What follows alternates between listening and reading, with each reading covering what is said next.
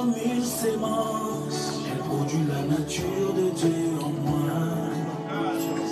Comme une épée, elle détruit les forteresses de l'ennemi. Comme une empire, elle rafraîchit mon âme et me rassure. Mon cœur est ouvert, parle, je suis là. Oh oui, comme une sémence, produit la nature de Dieu en moi. Ta parole comme une épée, elle détruit les forteresses de l'ennemi.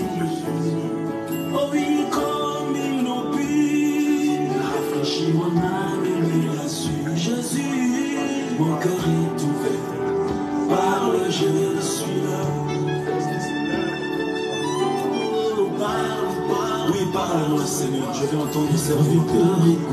Passe-le pas sans ta parole. Seigneur, parle encore. Instruis-moi, révèle-moi. Je dépends du son de ta voix. Montre-moi la direction, le chemin.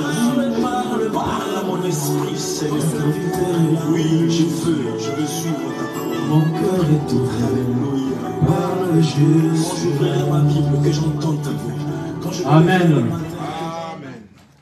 Amen. J'ai l'impression que la fête n'est pas encore finie, elle fera tard. Il y a trop de fêtards ici.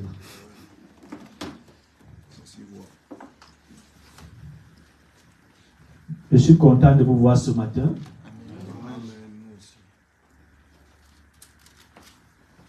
Ce matin, nous sommes en début d'année. Ça, c'est le deuxième message de l'année.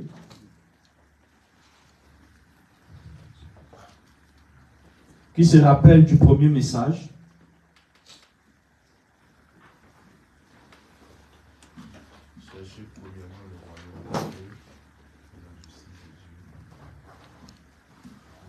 C'était chercher premièrement le royaume de Dieu. Alléluia. Ça, c'était le premier message de l'année, à la nuit de la traversée. Chercher premièrement, et nous avons vu qu'il était important en ce début d'année de changer de paradigme, de changer notre façon de percevoir notre foi, notre façon de faire des choses dans la maison de Dieu. Alléluia. Donc ceux qui ont été là, et je crois qu'il y a le direct a été projeté sur les plateformes, vous pouvez retrouver le message. Il a été dit qu'il est important de savoir quel est le Dieu que nous servons, ce que nous venons faire par exemple quand nous venons à l'église. Quelle est notre motivation? Qu'est-ce qui nous motive? Il faut que notre motivation change. C'est l'année d'activation dans cette assemblée de Fata, selon l'inspiration qui a été donnée au leader principal qui est le pasteur Deli. L'année d'activation. Donc, la façon de percevoir des choses doit changer. La façon de servir le Seigneur doit changer. Et nous avons dit ce jour que la façon d'honorer Dieu même autour de nous, dans notre entourage, doit changer. Pour amener quelqu'un au Seigneur, si tu ne changes pas de comportement, tu ne peux pas réussir à convaincre celui qui est à côté de toi. Alléluia. Amen. Nous sommes lumière. Nous devons refléter cette lumière. Nous sommes le sel de la terre. Nous devons être véritablement ce sel de la terre. Bien-aimé, Dieu ne travaille pas avec la foule. Vous savez, Jésus-Christ avait plus de 120 disciples. Et à un moment donné, il a prêché un message qui était tellement difficile. Il a prêché un message qui était tellement dur. Et tout le monde a démissionné. Ils ont dit ça, qui a le cœur pour supporter ce genre de message? Et les 12 disciples étaient restés. Où Jésus qui leur a demandé, pourquoi vous ne partez pas aussi? Pierre qui répondait, où allons-nous, Seigneur? Où irons-nous? Car c'est toi qui as les paroles de la vie. Parce qu'ils avaient compris. Alléluia. Les autres suivaient, cherchaient un roi. En fait, quelqu'un qui apportait de la nourriture, qui apportait le bien-être. Bien aimé, je peux vous rassurer à 100%.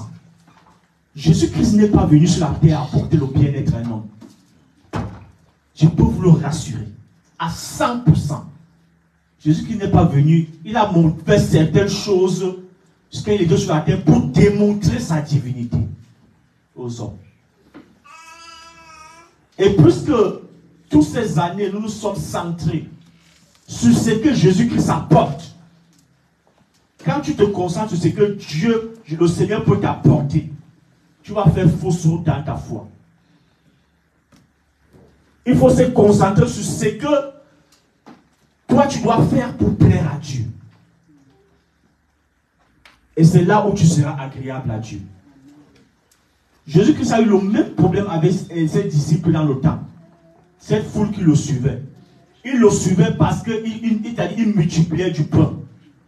Il multipliait du poisson. Ils ont dit que, mais, ça veut dire que ce leader, on n'a plus besoin de travailler. Alléluia. Amen. Ça veut dire que lui, il va seulement claquer. Quand vous voyez dans la Bible, vous lisez, il y avait parfois, Jésus-Christ disparaissait. Il disait, parce que la Bible dit, il savait que s'il ne disparaissait pas, on devait le porter et le couronner roi. Parce qu'ils disent que, mais ce genre de roi, si on est un roi pareil, mais c'est fini le travail. À manger, il va nous remplir les greniers.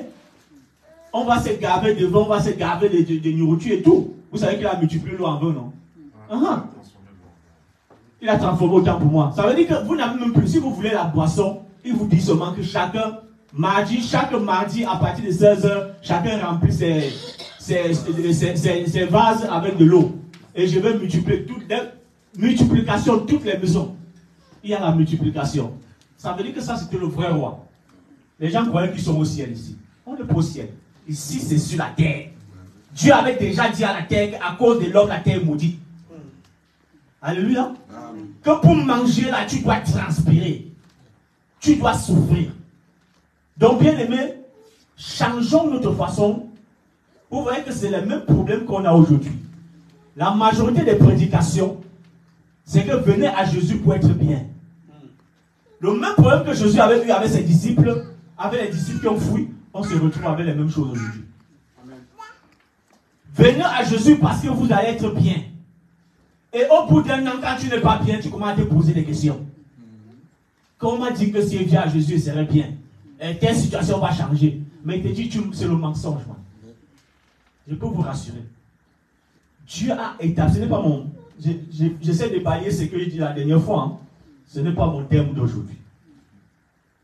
Bien aimé, Dieu a des principes qu'il a établis. Il a créé les hommes, nous sommes égaux tous. Que tu crois en Dieu ou tu ne crois pas. Il a établi les principes. Si tu respectes ces principes, ça te suit.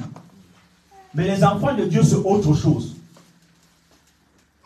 La grâce que nous avons sur la terre ici est que le diable ne supporte pas, c'est lui le prince de la terre. Vous savez ça, non? Jésus-Christ a dit que ce monde appartient au diable. Donc il est le prince de ce monde. Et notre grâce est que nous avons une protection divine. Amen. Parce que quand tu commences à suivre le Seigneur sur la terre, imagine tu es dans le royaume de quelqu'un. Et tu dis que tu ne le suis pas. Et le diable c'est un dictateur. Hein? Donc tu dis que tu ne le suis pas, il va te traquer. Donc notre protection divine ici sur la terre, c'est une grâce. Parce que nous sommes dans le territoire d'une autre personne. Amen. Oui. Est-ce que vous comprenez ce qu'elle dit? Amen. Donc ne cherchez, si tu veux le travail, ce n'est pas parce que tu es venu à l'église que tu auras le travail. Ça, on va déposer tes dossiers partout. Dieu va te donner le travail et tu vas travailler. Ne pas t'asseoir au boulot, tu croises les mains, tu commences à prier, tu crois que dans ton entreprise, ceux qui travaillent dans la chaîne là, tu vas voir, ça va, on me dit que ça bloque souvent. Boum. Si tu n'as pas réglé ton problème, boum, ça va bloquer, on va signaler ton poste que tu n'as pas mis la pièce qu'il fallait mettre en place. Alléluia. Tu vas pas, si tu pries ça, la pièce, tu dois bosser. C'est un principe divin. Alléluia. Celui qui ne travaille pas n'a pas le droit de manger. Ça, c'est Jésus qui l'a dit. Alléluia. Ce matin, je reviens encore en parlant de l'amour du prochain. nous allons lire 2 textes. Vous savez, ça, c'est les bases de la nouvelle année. Les bases de la nouvelle année pour que les choses changent en cette année. Essayons de commencer à faire ce qui est bien devant Dieu. Cherchons ce qui plaît à Dieu. Qu'est-ce qu'il est écrit dans Matthieu 6,33? Cherchez premièrement le royaume de Dieu et la justice, et tout le reste vous sera donné. Cherchons ce qui plaît à Dieu. Bon, nous allons lire Matthieu chapitre 22, de 35 à 40. Ce sont des très courts versets. Et 1 Jean 4, juste avant. Nous allons commencer par Matthieu 22, 35 à 40. Laissez-moi trouver mon texte.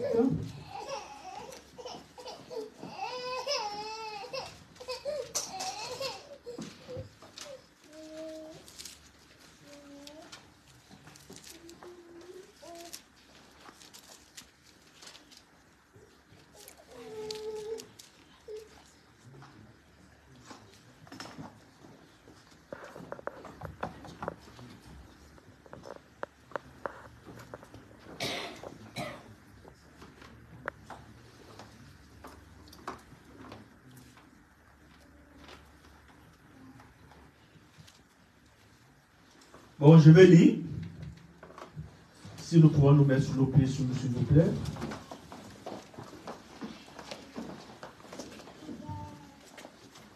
Je lis dans le nom puissant de notre Seigneur Jésus-Christ.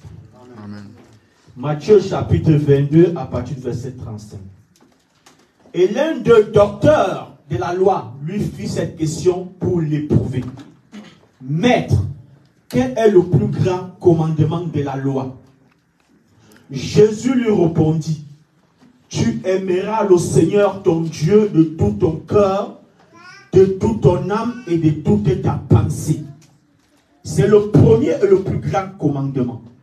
Et voici le second qui lui est semblable. Tu aimeras ton prochain comme toi-même. De tous ces 2 commandements, toute la loi et les prophètes. Alléluia. Que le Seigneur soit béni. Nous pouvons nous asseoir bénis.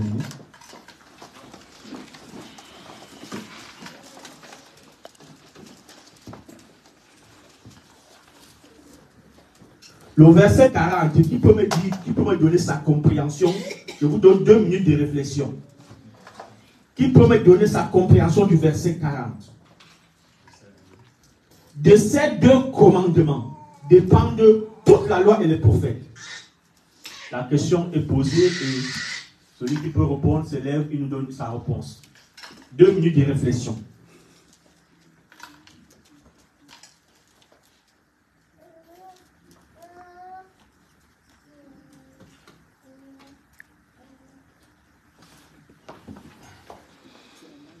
C'est-à-dire, c'est l'amour qui résume la parole de Dieu. Amen. Au papa, c'est l'amour qui résume toute la parole de Dieu. Oui, frère Emma. L'amour est à 2 niveaux. Amour de Dieu et amour du prochain, qui résume toute notre vie sur cette terre, qui résume les principes de Dieu même, c'est-à-dire dans notre vie. Voilà un peu ce que moi j'ai compris. Amen. Est-ce que quelqu'un a une autre chose à dire? Oui. Si on tient connaissance des 10 commandements, ne vole pas, ne fais pas ci, tous ces commandements de la loi sont résumés en un seul point: aime ton prochain. Si tu l'aimes, tu ne le tueras pas, tu ne lui voleras pas, tu ne lui feras pas du mal. Amen. Gloire à Dieu. Vous voyez que, comme papa Alain a dit, ce sont les réponses que j'attendais, et frère Gigi, toute la Bible est résumée dans ce verset: tu aimeras ton prochain. Alléluia.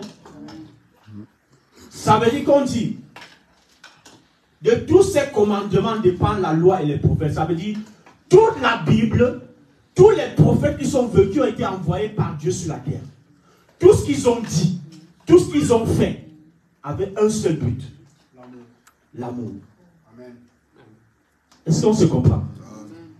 Moi, j'ai souvent sur Internet des problèmes avec des gens qui s'acharnent sur le Seigneur Jésus pour rien.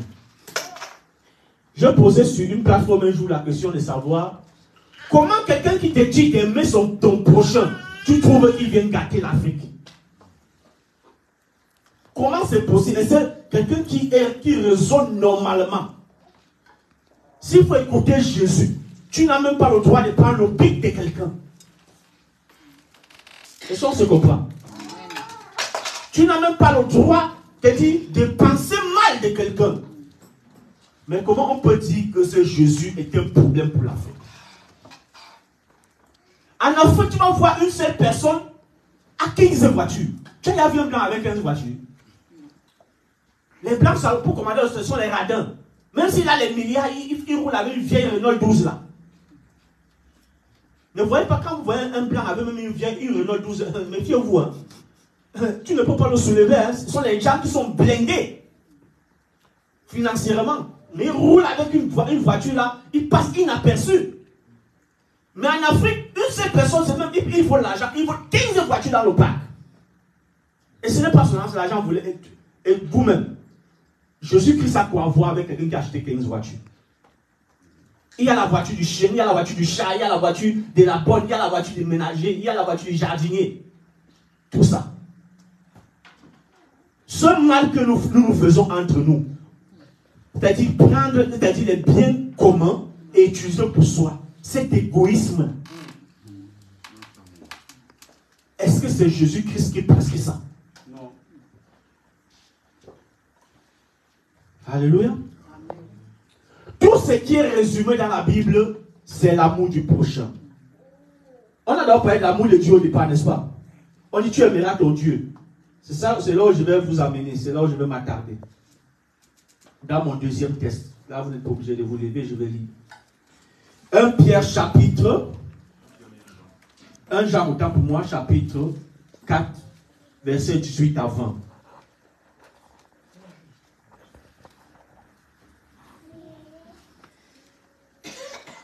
Un Jean chapitre 4, verset 18 à 20 que je vais lire.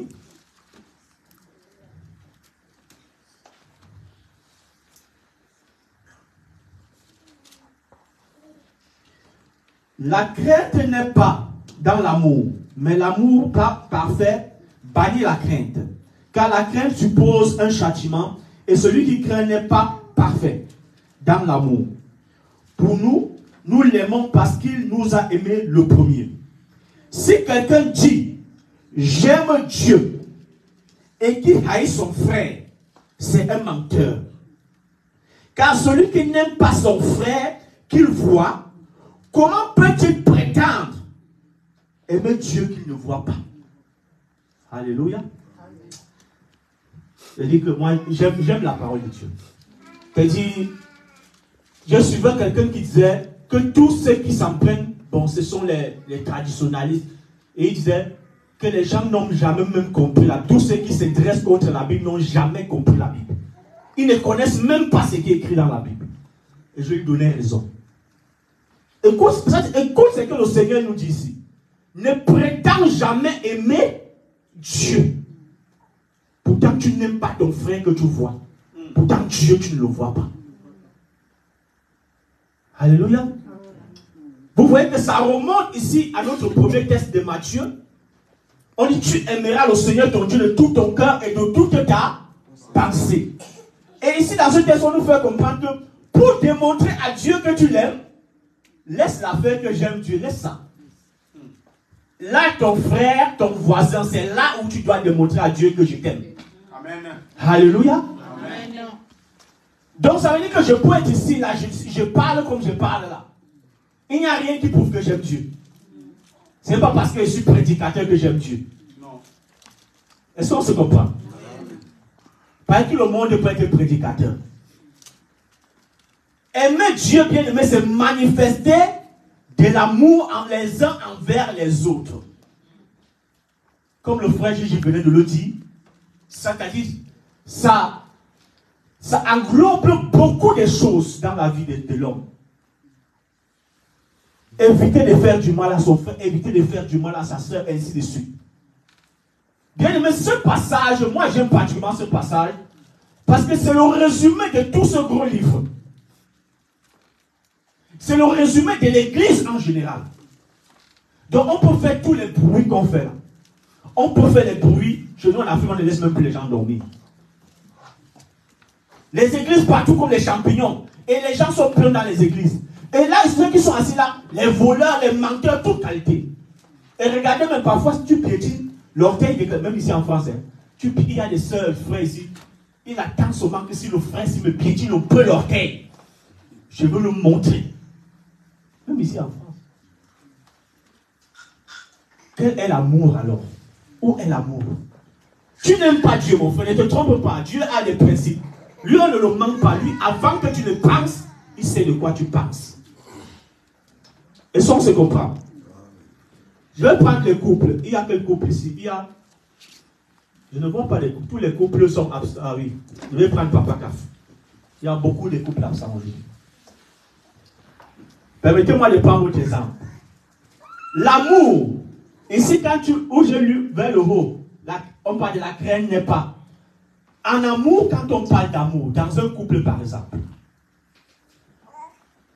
l'homme, comme je l'ai dans une émission que je fais avec la sœur Daniela sur internet, pour ceux qui ont suivi, on parlait du mariage. On parle du mariage, on parle que le but, j'expliquais que le but du mariage, que si tu as raté le but de ton mariage, tu auras du mal à avancer dans ton mariage. C'est un mariage qui risque d'être voué à l'échec. Quel est le véritable but du mariage? Le but du mariage, c'est de penser à la, c'est-à-dire au bien-être de l'autre. Donc, on ne se marie pas pour soi. Donc, Papa Caf, tu n'épouses pas la sœur Nadège pour toi. Est-ce qu'on se comprend? Amen. Tu ne l'épouses pas pour toi, tu l'épouses pour son bonheur. À elle. Est-ce qu'on se comprend là? Amen. Donc, quand tu vas prendre Maman Caf, c'est parce que tu veux rendre Maman Caf heureuse. Et maintenant, Maman Caf, toi, tu épouses Papa Caf parce que tu veux le rendre heureux. Est-ce qu'on se comprend? Amen. Ça, c'est le véritable amour. Donc, ça veut dire que tu t'effaces. Tu épouses une femme parce que tu voudrais que cette femme, tu voudrais la rendre heureuse.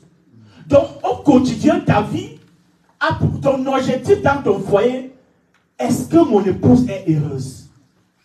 Ce n'est pas toi, tu ne penses pas à toi. Parce que dès que tu commences à penser à toi, c'est l'égoïsme qui prend place. Et quand l'égoïsme prend place, tu auras déjà des problèmes à rendre l'autre heureux. Hein, Papa? Donc, au quotidien, est-ce que mon épouse est heureuse? Je l'épouse pour la rendre heureuse. Et même la femme, j'ai épousé cet homme, ce n'est pas pour moi. Bien aimé, ce n'est pas pour toi que tu épouses Papa Caf. Parce que vous les sœurs là, tu dis qu'il y a quelque chose qui se passe dans le foyer.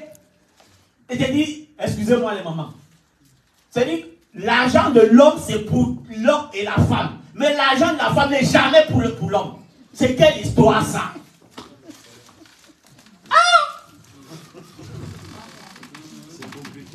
L'autre là, c'est compliqué. Quand tu veux, c'est-à-dire, si tu veux la paix dans ta maison, ne demande pas à la femme que l'argent là, tu as fait quoi avec? Ah non. Ah non, là, ça veut dire que tu ne veux, tu déclares la Troisième Guerre mondiale. Mais dès que l'homme part au travail, le salaire, le salaire est sorti, qu'est-ce que tu as fait? La femme est au courant de tout. Est-ce que vous savez que la femme a besoin d'autre 1 an? Elle connaît son mari depuis la plante des pieds jusqu'à la chevelure. Elle connaît ses limites, elle connaît ce qu'elle est capable de faire. Mais l'homme fait 30 ans avec la femme, tu ne la connais pas. Parce que c'est qu'elle peut te sortir quelque chose, tu vas regarder comme ça, tu vas dire c'est ma femme ça.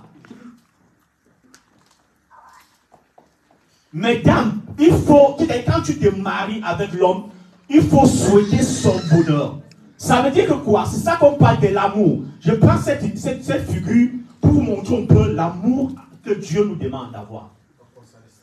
À quoi ça ressemble? C'est un amour sans intérêt. Sans intérêt. Ça veut dire, il ne doit pas avoir contrainte. Ça veut dire que si maman CAF, tu obéis à papa CAF par peur de représailles, il n'y a plus d'amour. Est-ce qu'on se comprend? C'est-à-dire que si tu as obéi à ton mari, parce que tu as peur que si tu n'obéis pas, il risque de te faire quelque chose. Là, il n'y a plus d'amour. Parce que ton amour est conditionné par la crainte. Est-ce qu'on se comprend? La crainte ne doit pas être la crainte. Si il y a un châtiment derrière la manifestation de ton amour, il n'y a plus d'amour. Est-ce qu'on se comprend? Ça veut dire si je manifeste mon amour avec un frère ou avec une soeur, parce que j'ai dit que si je ne le manifeste pas, Dieu va me frapper. Ça, il n'y a plus d'amour. Est-ce qu'on se comprend là? Il n'y a plus d'amour. Ça veut dire que ton amour est conditionné par quelque chose. Ça veut dire que c'est intéressé. Ça veut dire que si on enlève le châtiment, si on enlève le châtiment qui est derrière, ça veut dire que tu ne vas pas manifester l'amour. Est-ce qu'on se comprend? Si on enlève le châtiment, tu ne manifesteras pas l'amour. C'est pourquoi Dieu nous demande ici, c'est la même chose avec Dieu. Ne manifestons pas l'amour les uns envers les autres parce qu'on dit, si je ne fais pas ça, peut-être Dieu va m'empêcher de travailler, Dieu peut me faire tomber malade. Non, ce n'est pas de cet amour dont Dieu parle. Alléluia. Dieu voudrait un amour désintéressé. J'aime mon prochain comme moi. Ça veut dire, quand mon prochain a un problème, je dois ressentir la douleur. Je dois ressentir, me mettre à la place de la personne. Est-ce qu'on se comprend? Est-ce que vous savez même pourquoi l'Occident, on peut, malgré la dérive de l'Occident marche un peu selon certains principes divins. Parce que c'est religieux depuis la nuit des temps. Regardez en Occident, tu arrives même si tu n'as pas de papiers, tu es malade, on va te soigner. Rien que pour ça, bien aimé, même s'ils mangent des gens chaque jour, ici. Parce qu'ils respectent un principe divin. Et ils le font de manière désintéressée. Donc ça veut dire qu'ils n'attendent rien de toi. Quand tu arrives, tu es un sans-papier, tu as le droit, tant que tu es sur le territoire, on te dit que tu as le droit d'être en santé. Et on met un document entre toi, on te donne une carte qui te donne l'autorisation que tu entres à l'hôpital, on te soit tu entres en pharmacie, on te donne le médicament gratuit. Alléluia. Ça c'est la manifestation de l'amour. Il donne la valeur à l'être humain. Est-ce qu'on se comprend? Amen. Ça c'est un amour. Et Dieu est un Dieu qui est un Dieu de principe. Il respecte. Il voit les actes que tu poses et il te verse sa bénédiction. Amen. Alléluia. Amen. Bien-aimés, remplissons nos églises en Afrique comme nous voulons. Faisons ce que nous voulons faire en Afrique. Jésus ne descendra pas, je le dis chaque jour. Parce que nous ne manifestons pas l'amour. Il n'y a pas d'amour parmi nous. Il n'y en a pas. Nous remplissons l'église, nous prions plus que tous les peuples du monde. Mais pourquoi ça ne change pas? Voilà. Il n'y a pas d'amour. Comment tu peux manger et l'autre, tu ne te soucies pas de savoir si l'autre n'a pas mangé? Nous, leaders spirituels, comment toi tu peux être leader à l'Afrique? Il y a trop de leaders spirituels. Tu vas voir un leader spirituel, le gars il est sapé à 6 à 8 épingles. Celui qui a les grosses voitures, celui qui sauve tous les voyages. Mais je vous dis bien aimé, il ne travaille pas. Son argent vient d'où? Les offrandes, les dîmes et tout ce qu'on dépose à l'église. Il y a d'autres même que les prix vendent même l'eau spirituelle, l'huile spirituelle, ils font tout. Et les gens sont derrière. Mais à l'église, vous allez voir des frères qui ils n'ont même pas une bonne sociopie. Vous allez voir des frères, il vient avec le même vêtement, on ne lui pose pas la question que frère, tu n'as pas un autre vêtement. Il y a des frères bien aimés qui n'ont pas de quoi manger, qui ont du mal à manger chez eux. Mais tu entends ce serviteur de Dieu dit que moi Dieu m'a béni, je suis riche. Mais ta tête ne tient pas. Parce que tu dois manifester. Pour Dieu, il n'est pas possible que quelqu'un se retrouve avec toi et l'autre n'a rien. Si tu veux l'attention de Dieu, veille à ce que quand toi tu as mangé, autour de toi aussi, il y a d'autres aussi ont mangé. Ce n'est pas que tu as mangé, tu t'es gavé.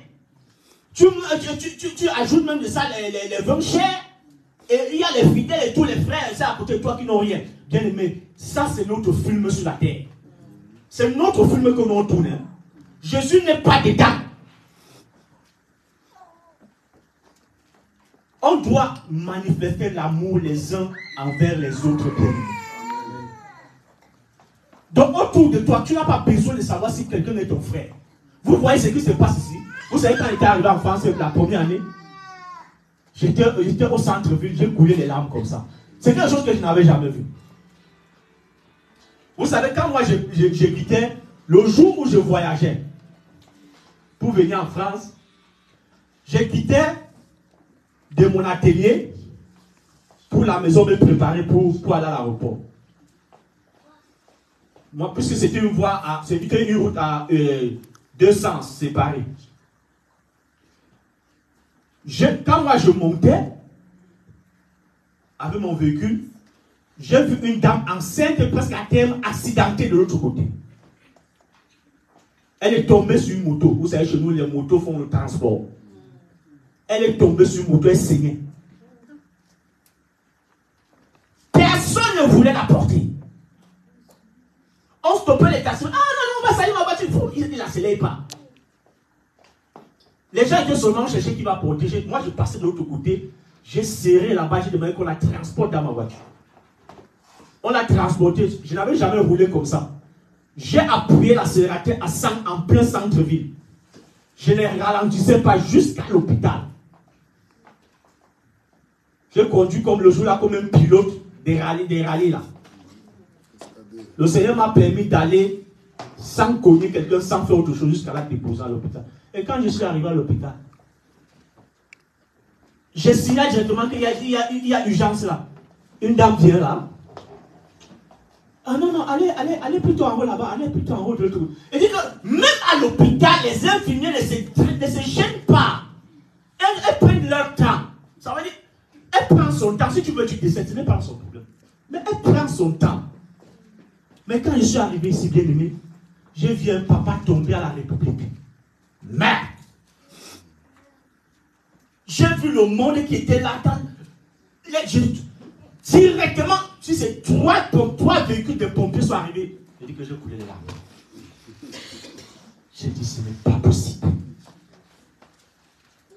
Sachant que dans mon pays, tu appelles les pompiers, tu vas mourir. Est-ce que tu as payé le carburant pour qu'ils viennent d'abord? Franchement. Bien aimé. Ça, ce que nous voyons en Occident, ils bénéficient de quelque chose de différent. Si vous voulez faire ce que vous voulez là, ils seront grands. Comme quelqu'un disait souvent, ne soyez pas surpris. Vous allez aller au ciel. Les noirs seront les derniers. On risque d'habiter au ciel dans les quartiers. On risque d'arriver au ciel, les quartiers défavorisés du ciel, ça soit les noirs. Vous avez dit que mes pères, Seigneur, c'est le ciel. Oui, c'est le ciel, mais les quartiers, c'est en fonction aussi de vos activités sur la terre. Hein? C'est pas parce que, Jésus-Christ m'a dit, c'est pas parce que tu dis Seigneur, Seigneur, que tu entreras dans mon royaume. Bien aimé, en ce début d'année 2023, est-ce que tu peux changer ta façon d'aimer Dieu?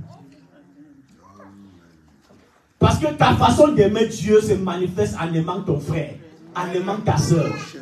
Alléluia. Amen. Si nous voulons attirer les faveurs de Dieu, voilà un levier d'activation. Le plus grand levier, c'est ce que Dieu conditionne. Alléluia. Amen. Si tu es en couple, réfléchis pour le bonheur de l'autre. Vous savez qu'ici en Europe, c'est compliqué, non?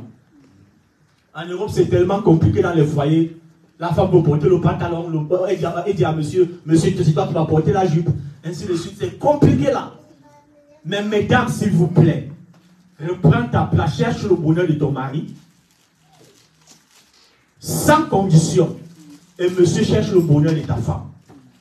Alléluia. Amen. Si vous le faites, il y aura toujours de l'harmonie dans le couple. Il y aura toujours la paix dans le couple. Parce que personne ne va chercher à être au-dessus de l'autre. Quand tu sais que ça monte, l'autre va baisser pour essayer de calmer la température. Je reste tranquille parce que ça fait plaisir à mon épouse. Je reste tranquille. Si elle est en paix, c'est bon pour moi. Alléluia. Et vice versa, ça ne sert à rien. Vraiment, le diable, lui, il aime quand il y a le feu. Le diable, lui, se nourrit des tensions. Il se nourrit des tensions. Pourquoi les guerres ne vont jamais finir dans ce monde? Parce que c'est son carburant. C'est le carburant du diable. Là où il y a les tensions, lui, il est content. Si Dieu pouvait vous ouvrir les yeux spirituels pour voir les énergies, que comment les énergies se déplacent, vous allez constater que dans une maison où il y a les tensions, vous allez constater qu'il y a un retrait d'énergie. Un retrait d'énergie qui va vers celui qui se contente de capter cette énergie. Alléluia. Mais quand il y a la paix dans la maison, l'énergie est concentrée. Amen. Il n'y a pas de fuite d'énergie. Alléluia. Donc mon message n'est pas long ce matin. Je crois que comme je dis souvent parfois, je ne suis pas long après mes rencontres que j'ai été long. Bien-aimé, en ce début d'année, aimons Dieu. Alléluia. Changeons notre façon d'aimer Dieu. Commence, si tu n'as pas cet amour, demande à Dieu de te donner cet amour. Bien-aimé, implore la grâce de Dieu qui te donne cette capacité de servir le Seigneur. D'une nouvelle façon cette année. Manifeste de l'amour envers ton frère, envers ta soeur, selon la volonté de Dieu. Alléluia. Tu vas te mettre sur tes pieds, nous allons faire une courte prière.